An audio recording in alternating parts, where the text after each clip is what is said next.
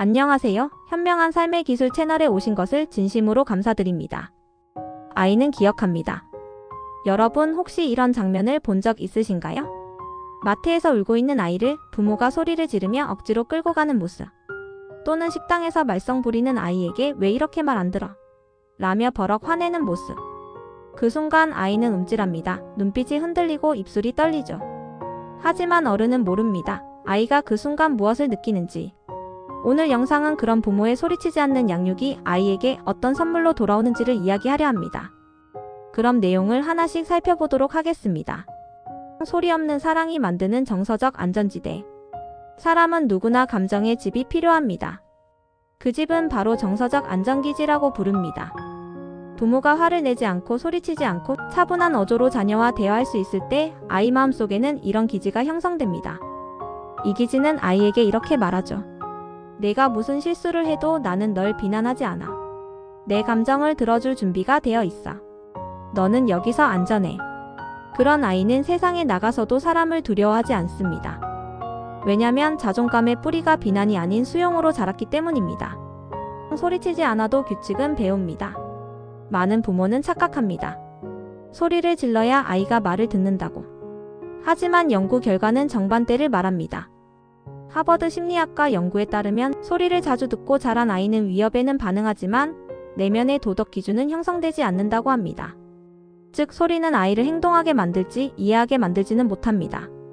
오히려 조용히 규칙을 설명하고 반복적으로 인내심 있게 알려준 부모 밑에서 자란 아이는 자기 통제력이 뛰어나고 공감 능력도 함께 성장합니다. 감정 조절을 배우는 법. 부모의 말투에서 시작된다. 부모가 소리를 지르지 않으면 아이는 말투를 배웁니다. 속상했구나. 그런데 그런 방식은 좋지 않겠네. 내가 지금 화가 난 건 알겠어. 그렇지만 엄마랑 이야기하자. 실수해도 괜찮아. 다음엔 다르게 해보자. 이런 말을 들으며 자란 아이는 감정을 폭발시키지 않고 표현하는 법을 배웁니다. 이게 바로 감정지능입니다. EQ가 높은 아이는 친구 관계에서 잘 어울리고 교실에서도 자신을 조절할 줄 압니다. 결국 부모의 어조가 아이의 사회성을 결정짓는 셈입니다. 소리치지 않는 집에서 자란 아이의 자존감. 심리학자 브레네 브라운은 말했습니다. 수치심은 아이의 자존감을 갉아먹는 가장 강력한 감정이다. 소리는 아이에게 수치심을 줍니다. 왜 너는 항상 그래? 또 시작이야. 정말 못 살겠다. 이런 말을 들은 아이는 나는 문제 있는 존재인가? 라는 질문을 던지며 자랍니다. 반면 소리치지 않고 말해주는 부모는 이렇게 말합니다. 내가 한 행동은 좋지 않았지만 너는 괜찮은 아이야. 이 한마디가 아이의 자존감을 지켜줍니다. 그리고 그런 아이는 자라서도 자신을 믿고 남도 존중할 줄 알게 됩니다. 소리 없는 훈육이 더 효과적인 이유. 혼을 내지 않으면 아이는 버릇이 없어진다. 정말 그럴까요? 사실은 이렇습니다. 아이들은 관계 기반으로 배웁니다. 부모가 따뜻하게 그러나 단호하게 말할 때 아이들은 이건 정말 중요한 일이구나 하고 느낍니다. 예를 들어 엄마가 화내지 않아도 이건 절대 안 되는 일이야. 조용히 말하시지만 정말 중요한 규칙이라는 게 느껴졌어요. 이런 반응은 무서움이 아니라 신뢰에서 나옵니다. 신뢰가 기반이 된 훈육은 훨씬 오래가며 아이 스스로도 규칙을 지키게 됩니다. 소리를 듣지 않고 자란 아이의 대인관계. 소리를 듣고 자란 아이는 타인의 말투에 매우 민감합니다. 상대가 조금만 어조가 높아져도 움츠러들고 공격적으로 반응하거나 지나치게 순종적이 됩니다. 반면 차분한 어른에게서 자란 아이는 갈등 상황에서 더 평화롭게 해결하려고 합니다.